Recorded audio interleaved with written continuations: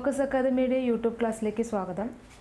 ഇന്ന് നമ്മൾ ഡിസ്കസ് ചെയ്യുന്ന ടോപ്പിക്കാണ് collection, classification and presentation of data. ആദ്യം എന്താണ് ഡാറ്റ എന്നറിയണം. ഡാറ്റ എന്ന് പറയുന്നത് സംഖ്യാപരമായ വസ്തുതകളാണ്. Numerical facts under statistical enquiry. ഇതാണ് ഡാറ്റ. ഇനി നമ്മൾ ഫസ്റ്റ് പഠിക്കാൻ പോകുന്നത് കളക്ഷനെ കുറിച്ചാണ്. എന്താണ് കളക്ഷൻ എന്ന് പറയണം. കളക്ഷൻ എന്ന് പറയുന്നത് എപ്പോഴും സ്റ്റാർട്ടിംഗ് സ്റ്റെപ്പാണ്. Is the first step in any statistical enquiry. ഏതൊരു സ്റ്റാറ്റിസ്റ്റിക്കൽ എൻക്വയറിക്കും ആവശ്യമായിട്ടുള്ള ഡാറ്റ കളക്ട് ചെയ്യുക, അതുതന്നെയാണ് കളക്ഷൻ. ഡാറ്റ രണ്ട് ടൈപ്പ് ഡാറ്റയുണ്ട്. പ്രൈമറി ഡാറ്റയും സെക്കൻഡറി ഡാറ്റയും. അന്വേഷകൻ ആദ്യമായിട്ട് കണ്ടെത്തുന്ന data without the help of others, അതാണ് പ്രൈമറി ഡാറ്റ, ആദ്യമായിട്ട് കണ്ടെത്തുന്ന ഡാറ്റ. സെക്കൻഡറി ഡാറ്റ ആണെങ്കിൽ മറ്റാരെങ്കിലും ശേഖരിച്ച കാര്യങ്ങൾ പിന്നീട് നമ്മുടെ ആവശ്യത്തിന് അനുസരിച്ച് എടുത്ത് ഉപയോഗിക്കുന്നതിനെയാണ് സെക്കൻഡറി ഡാറ്റ എന്ന് പറയുന്നത്. പ്രൈമറി ഡാറ്റൻ്റെ കുറച്ച് ഫീച്ചേഴ്സാണ് പറയാൻ പോണത്. Collected for the first time, ആദ്യമായിട്ട് കളക്ട് ചെയ്ത ഡാറ്റ ആയിരിക്കും. ഒറിജിനൽ ഇൻ ക്യാരക്ടർ, അതുകൊണ്ട് തന്നെ അത് ഒറിജിനൽ ആയിരിക്കും. നമ്മൾ തന്നെ അന്വേഷിച്ച് കണ്ടെത്തുന്നതായതുകൊണ്ട് ഒറിജിനൽ ആയിരിക്കും. It is directly collected by the researcher for his studies. റിസർച്ചറിൻ്റെ ആവശ്യത്തിനനുസരിച്ച് ഡയറക്റ്റ്ലി കളക്ട് ചെയ്ത കാര്യങ്ങളായിരിക്കും primary data. So it is more reliable, അതുകൊണ്ട് തന്നെ ഇത് വിശ്വസനീയമായിരിക്കും, വിശ്വസിക്കാൻ പറ്റുന്നതായിരിക്കും. അക്യുറേറ്റ്, കൃത്യതയാർന്നതുമായിരിക്കും. But it is time consuming and expensive, കുറച്ച് സമയമെടുക്കും, ചിലവേറിയതായിരിക്കും. ഓരോന്നും കണ്ടുപിടിച്ച് എടുക്കുന്നത് കൊണ്ട് തന്നെ ചിലവേറിയതുമായിരിക്കും. എക്സാമ്പിൾ പറയുകയാണെങ്കിൽ ഡയറക്റ്റ് പേഴ്സണൽ ഇൻ്റർവ്യൂ. നമ്മൾ ഒരാളെ ഇൻ്റർവ്യൂ ചെയ്യുമ്പോൾ ഡയറക്റ്റായിട്ട് ക്വസ്റ്റ്യൻ ചോദിക്കുന്നു, ആൻസർ ചെയ്യുന്നു. അത് പ്രൈമറി ഡാറ്റയ്ക്ക് എക്സാമ്പിളാണ്. അതുപോലെ തന്നെ ടെലിഫോൺ കോൺവെർസേഷൻ, ടെലിഫോണിലൂടെ സംസാരിച്ച് കാര്യങ്ങൾ അറിയുന്നു. ക്വസ്റ്റ്യനെയർ, ചോദ്യോത്തര വേളയിലൂടെ കിട്ടുന്ന ഡാറ്റ, ഇതൊക്കെ പ്രൈമറി ഡാറ്റയാണ്. ഇനി സെക്കൻഡറി ഡാറ്റയെക്കുറിച്ച് പറയുകയാണെങ്കിൽ data which have already collected by someone else for some other purpose. മറ്റാരോ അവരുടെ ആവശ്യത്തിന് വേണ്ടി കളക്ട് ചെയ്ത ഡാറ്റയാണ് നമ്മൾ ഉപയോഗിക്കുന്നതിനെയാണ് സെക്കൻഡറി ഡാറ്റ എന്ന് പറയുന്നത്. അത് സിമ്പിളാണ്, ഓൾറെഡി അവൈലബിൾ ആയിരിക്കും. നമുക്ക് ടൈം ആവശ്യമില്ല, ടൈം കൺസ്യൂം ആയിരിക്കില്ല, ചിലവും ലെസ് എക്സ്പെൻസീവ്, ഒരു ചിലവും ഇല്ല, പെട്ടെന്ന് തന്നെ നമുക്ക് എടുക്കാൻ പറ്റുന്നതായിരിക്കും. എക്സാമ്പിൾ പറയുകയാണെങ്കിൽ പബ്ലിഷ്ഡ് സോഴ്സസ്, എല്ലാ ഇൻ്റർനാഷണൽ ഓർഗനൈസേഷൻസും അവരുടേതായ റിപ്പോർട്ട് വർഷം അല്ലെങ്കിൽ ഓരോ ടൈമിൽ അവർ റിപ്പോർട്ട് പുറത്തിറക്കാറുണ്ട്. അതൊക്കെ പബ്ലിഷ്ഡ് സോഴ്സസ് ആണ്. അതൊക്കെ സെക്കൻഡറി ഡാറ്റയായിട്ട് നമുക്ക് ഉപയോഗിക്കാം. അതുപോലെ തന്നെ ഓരോ ഇൻസ്റ്റിറ്റ്യൂഷൻസിൻ്റെയും മാഗസീൻസ്, ഇതൊക്കെ സെക്കൻഡറി ഡാറ്റയായിട്ട് ഉപയോഗിക്കാം. പിന്നെ ഓരോ ഇൻസ്റ്റിറ്റ്യൂഷൻസും യൂണിവേഴ്സിറ്റീസൊക്കെ അൺപബ്ലിഷ്ഡ് ആയിട്ടുള്ള കുറച്ച് സോഴ്സസ് ഉണ്ടാവും. അവർ ഗവേഷണങ്ങളൊക്കെ കണ്ടെത്തി അവരുടെ യൂണിവേഴ്സിറ്റിയിലും ഇൻസ്റ്റിറ്റ്യൂഷനിലും വെച്ചിട്ടുണ്ടാവും. അവരത് പബ്ലിഷ് ചെയ്തിട്ടുണ്ടാവില്ല. പക്ഷെ നമ്മൾ അവരെ സമീപിച്ചു കഴിഞ്ഞാൽ നമുക്ക് കിട്ടാവുന്നതേ ഉള്ളൂ. അങ്ങനെ അതൊക്കെ സെക്കൻഡറി ഡാറ്റയിൽ പെടുത്താവുന്നതാണ്. മറ്റാരോ ശേഖരിച്ച് വെച്ച കാര്യങ്ങൾ നമുക്ക് പിന്നീട് ഉപയോഗിക്കുന്നതിനെയാണ് സെക്കൻഡറി ഡാറ്റ എന്ന് പറയുന്നത്. ഇനി ജസ്റ്റ് ടേം നമുക്ക് അറിഞ്ഞിരിക്കണം. Pilot survey. പൈലറ്റ് സർവേ എന്ന് പറഞ്ഞാൽ ഒരു ക്വസ്റ്റിനെയറിന് മുമ്പ് നമ്മൾ എന്തൊക്കെ അവർ ഉത്തരങ്ങൾ തരും എന്നൊരു പ്രീ പ്ലാനിങ് അല്ലെങ്കിൽ ഒരു പ്രീ ടെസ്റ്റിംഗ് ആണ് pilot survey. Pre testing of the ക്വസ്റ്റിനെയറിനെയാണ് നമ്മൾ പൈലറ്റ് സർവേ. മുൻകൂട്ടി നമ്മൾ കാര്യങ്ങൾ ഇതൊക്കെ ആയിരിക്കും അവർ പറയുക എന്ന് മുൻകൂട്ടി ഒരു പ്ലാൻ ചെയ്യുന്നതിനെയാണ് പൈലറ്റ് സർവേ എന്ന് പറയുക. ഇനി നമ്മൾ കളക്ഷൻ കഴിഞ്ഞു. ഇനി നമ്മൾ പറയാൻ പോകുന്നതാണ് ക്ലാസിഫിക്കേഷൻ. രണ്ടാമത്തെ സ്റ്റെപ്പ്, കളക്ട് ചെയ്ത കാര്യങ്ങൾ നമ്മൾ ക്ലാസിഫൈ ചെയ്യണം. എന്താണ്? വർഗീകരിക്കണം, തരംതിരിച്ച് വയ്ക്കണം. അതാണ് classification. Process of grouping collected data is called classification.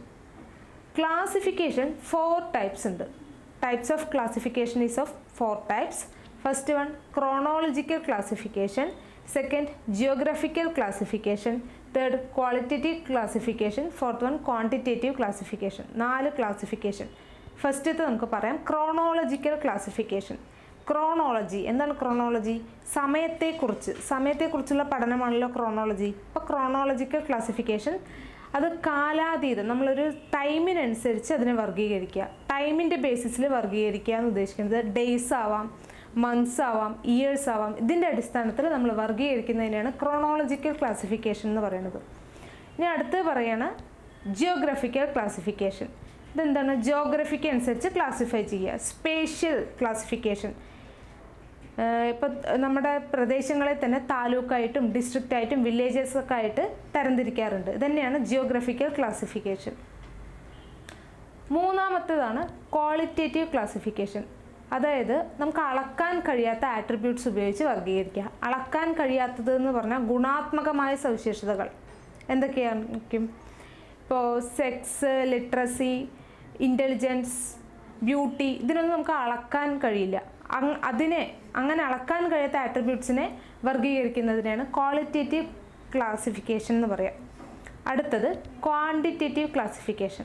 Quantity, പേര് പോലെ തന്നെ സംഖ്യാപരമായ വസ്തുതകൾ, നമ്പേഴ്സ്, ന്യൂമറിക്കൽ നമ്പേഴ്സിനെ ഹൈറ്റ്, ഇൻകം, വെയ്റ്റ് ഇതിൻ്റെയൊക്കെ അടിസ്ഥാനത്തിൽ ക്ലാസിഫൈ ചെയ്യില്ല. അതൊക്കെ ഒരു നമ്പേഴ്സാണ്, ന്യൂമറിക്കൽ നമ്പേഴ്സാണ്. അതിൻ്റെ അടിസ്ഥാനത്തിൽ ക്ലാസിഫൈ ചെയ്യുന്നതിന് ക്വാണ്ടിറ്റേറ്റീവ് ക്ലാസിഫിക്കേഷൻ എന്ന് പറയുന്നു. ഇനി ജസ്റ്റ് നമുക്ക് അറിഞ്ഞിരിക്കണം, എല്ലാവരുടെയും പറയുന്നതാണ് വേരിയബിൾ. എന്താണ് വേരിയബിൾ? വേരിയബിൾ എക്സ് ഒരു വേരിയബിൾ, വൈ ഒരു വേരിയബിൾ. എന്താണ് വേരിയബിൾ? എക്സിൻ്റെ വാല്യൂ ചേഞ്ച് ചെയ്തുകൊണ്ടേയിരിക്കും. അത് ചേഞ്ചബിളാണ്, മാറ്റവിധേയമായിക്കൊണ്ടിരിക്കുന്നതാണ്. അതാണ് വേരിയബിൾ. വേരിയബിൾ എന്ന് പറഞ്ഞാൽ നമ്മൾ എക്സിന് ഏത് വാല്യൂ, എന്ത് ചേഞ്ച് വേണമെങ്കിലും സംഭവിക്കാം. അതിനെ വേരിയബിൾ, എക്സ്, വൈ, നമ്മൾ ചരം ഉപയോഗിച്ച് എഴുതുന്നതിനെയൊക്കെ വേരിയബിൾ എന്നാണ് പറയുക. വേരിയബിൾ 2 ടൈപ്പ് ഉണ്ട്, ഡിസ്ക്രീറ്റ് വേരിയബിളും കണ്ടിന്യൂസ് വേരിയബിളും. എന്താണ് ഡിസ്ക്രീറ്റ് വേരിയബിൾ എന്ന് നോക്കാം. Variables which represents definite values which cannot be divided.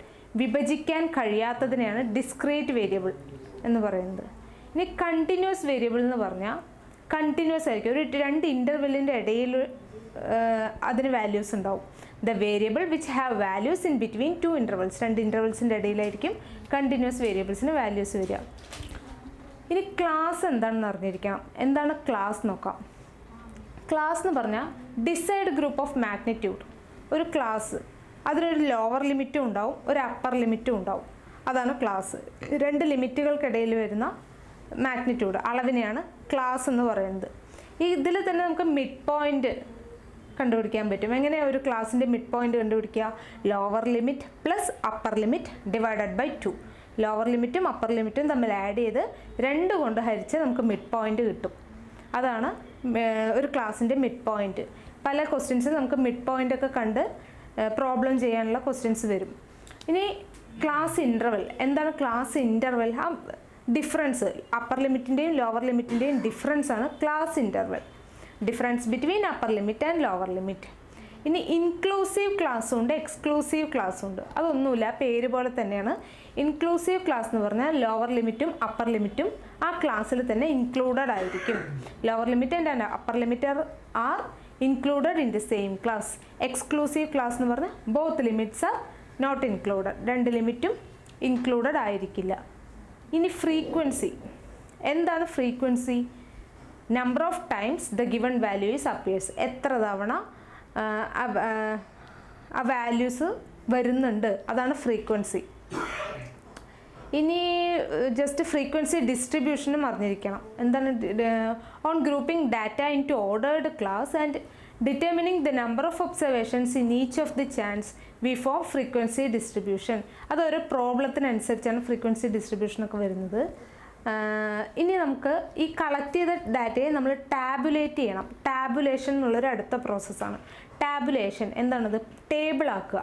Process of summarising classified or grouped data in the form of A table. ഒരു ടേബിളിൻ്റെ ഫോമിൽ നമ്മൾ ഡാറ്റയെ ക്രമീകരിക്കുന്നതിനാണ് ടാബുലേഷൻ എന്ന് പറയുക.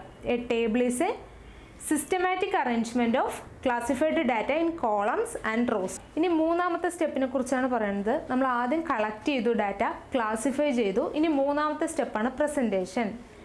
കളക്ഷനും ക്ലാസിഫിക്കേഷനും കഴിഞ്ഞാൽ ഇനി നമുക്ക് എല്ലാവർക്കും അത് കൺവേ ചെയ്യുന്നത് ഈസി ആയിട്ട് മനസ്സിലാവുന്ന രീതിയിൽ അത് പ്രസൻറ്റ് ചെയ്യണം. After the collection classification it is supposed to be presented in a meaning and easily understood manner. അതാണ് പ്രസൻറ്റേഷൻ. പ്രസൻറ്റേഷൻ നമുക്ക് പല രീതിയിൽ ക്ലാസിഫൈ ചെയ്യാം. 3 രീതിയിലുള്ള പ്രസൻറ്റേഷൻ ഉണ്ട്. Textual presentation, tabular presentation, diagrammatic presentation. ഡാറ്റയുടെ സൈസ് വളരെ കുറവാണെങ്കിൽ മാത്രം നമുക്ക് ടെക്സ്ച്വൽ പ്രസൻറ്റേഷൻ ഉപയോഗിക്കാൻ പറ്റുള്ളൂ. അത് ജസ്റ്റ് എഴുതി തയ്യാറാക്കുന്ന പ്രസൻറ്റേഷൻ, അത്രേ ഉള്ളൂ. അത് ഡാറ്റയുടെ സൈസ് വളരെ കുറവാണെങ്കിൽ മാത്രമേ ഉപയോഗിക്കാൻ പറ്റുള്ളൂ. ഇനി ടാബുലാർ പ്രസൻറ്റേഷൻ എന്ന് പറഞ്ഞാൽ ഡാറ്റ വരികളായോ നിരകളായോ അവതരിപ്പിക്കുന്ന രീതി നമ്മൾ നേരത്തെ പറഞ്ഞു ടാബുലേഷൻ തന്നെയാണ് ടാബുലാർ പ്രസൻറ്റേഷൻ. മൂന്നാമത്തേതാണ് ഡയഗ്രമാറ്റിക് പ്രസൻറ്റേഷൻ. പേര് പോലെ തന്നെ ഡയഗ്രം ഉപയോഗിച്ച് പ്രസൻറ്റ് ചെയ്യുന്ന രീതിയാണ് ഡയഗ്രമാറ്റിക് പ്രസൻറ്റേഷൻ. ഇനി ഡയഗ്രമാറ്റിക് പ്രസൻറ്റേഷനാണ് ഇനി നമുക്ക് പഠിക്കാനുള്ളത്. More effective way of conveying idea of the pattern of data വളരെ എഫക്റ്റീവായിട്ട് മറ്റുള്ളവരിൽ എത്തിക്കുന്ന രീതിയാണ് ഡയഗ്രമാറ്റിക് പ്രസൻറ്റേഷൻ. ഡയഗ്രം ഉപയോഗിച്ച് അത് തന്നെ 4 ടൈപ്സ് ഉണ്ട്. ഡയഗ്രംസ് തന്നെ 4 ടൈപ്സ് ഉണ്ട്. 1 ഡയമെൻഷണൽ ഡയഗ്രംസ് ഉണ്ട്. എക്സാമ്പിൾ പറയുകയാണെങ്കിൽ ബാർ ഡയഗ്രം, ലൈൻ ഡയഗ്രം, അതൊക്കെ 1 ഡയമെൻഷണൽ ഡയഗ്രംസ് ആണ്. ഇനി 2 ഡയമെൻഷണൽ ഡയഗ്രംസിന് എക്സാമ്പിളാണ് പൈ ഡയഗ്രം. പിന്നെ പിക്ടോഗ്രാംസ്. എന്താണ് പിക്ടോഗ്രാം? Data is represented with the help of pictures, അതാണ് പിക്ടോഗ്രാംസ്. പിന്നെ കാർട്ടോഗ്രാംസ്. എന്താണ് കാർട്ടോഗ്രഫി? മേക്കിംഗ് ഓഫ് മാപ്സ് ആണ് കാർട്ടോഗ്രഫി. മാപ്പ് ഉണ്ടാക്കൽ, മാപ്പ് തയ്യാറാക്കലാണ് കാർട്ടോഗ്രഫി. അപ്പോൾ കാർട്ടോഗ്രാംസ് എന്താണ്? മാപ്പ് ഉപയോഗിച്ച് റെപ്രസെൻ്റ് ചെയ്യുന്ന രീതി. Representation of collected data using maps, അതാണ് കാർട്ടോഗ്രാംസ്. ഇനി നമുക്ക് പഠിക്കാനുള്ളത് ബാർ ഡയഗ്രാംസ് ആണ്. ബാർ ഡയഗ്രാംസിനെ കുറിച്ച് നമുക്ക് അറിയണം. എന്താണ് ബാർ ഡയഗ്രാം? തുല്യ അകലവും വീതിയും ഉള്ള ദീർഘചതുരങ്ങളുടെ കൂട്ടമാണ് bar diagram. It consist of equal spaced rectangular diagrams each of equal width. The rectangle start from A common base. ഒരു കോമൺ ബേസിൽ നിന്ന് സ്റ്റാർട്ട് ചെയ്തിട്ടുള്ള ഈക്വൽ സ്പേസ്ഡ് ആയിട്ടുള്ള കുറേ റെക്ടാങ്കിൾസ് ഉപയോഗിച്ചിട്ടാണ് നമ്മൾ ബാർ ഡയഗ്രാം വരയ്ക്കുന്നത്. And their lengths are proportional to the statistical data. Statistical ഡാറ്റയ്ക്ക് അനുസരിച്ച് നമ്മളതിൻ്റെ ലെങ്ത്ത് സെറ്റ് ചെയ്ത് വെക്കുന്നു. ബാർ ഡയഗ്രാം തന്നെ 3 ടൈപ്പ് ഉണ്ട്. Simple, multiple, component. Simple bar diagram എന്താണ്? ഒരു വേരിയബിൾ മാത്രം ഉപയോഗിച്ച് വരയ്ക്കുന്ന ബാർ ഡയഗ്രാമാണ് simple bar diagram. Second, multiple bar diagram. 2 അതിലധികമോ വേരിയബിൾസ് ഉപയോഗിച്ചുകൊണ്ട് വരയ്ക്കുന്ന bar diagram multiple bar diagram. Component bar diagram എന്ന് പറഞ്ഞാൽ ഡാറ്റകളെ മൊത്തമായോ ഉപവിഭാഗമായോ കാണിച്ച് വരയ്ക്കുന്ന ബാർ ഡയഗ്രാമാണ് കമ്പോണൻറ്റ് ബാർ ഡയഗ്രാം. ഇതാണ് ബാർ ഡയഗ്രത്തിനെ പറ്റി പറയാനുള്ളത്. ഇനി നമുക്കറിയാം എന്താണ് പൈ ഡയഗ്രാം എന്നും കൂടി അറിഞ്ഞിരിക്കണം. ഡാറ്റകൾക്കനുസരിച്ച് ഒരു വൃത്തത്തെ, ഒരു സർക്കിളിനെ ഉപവിഭാഗമായി വരയ്ക്കുന്നതിനാണ് pie diagram. It is a circular diagram whose areas is divided proportionately into different sectors by straight lines drawing from the center to the circumference of the circle. സർക്കിളിൻ്റെ കേന്ദ്രത്തിൽ നിന്നും അതിൻ്റെ സർക്കംഫറൻസിലേക്ക് നമ്മൾ തയ്യാറാക്കിയിട്ടുള്ള ഡാറ്റയ്ക്ക് അനുസരിച്ച് സെക്ടേഴ്സ് വരച്ചിട്ടാണ് പൈ ഡയഗ്രാംസ് ഉപയോഗിക്കുന്നത്. ഇതോടെ ഈ ടോപ്പിക്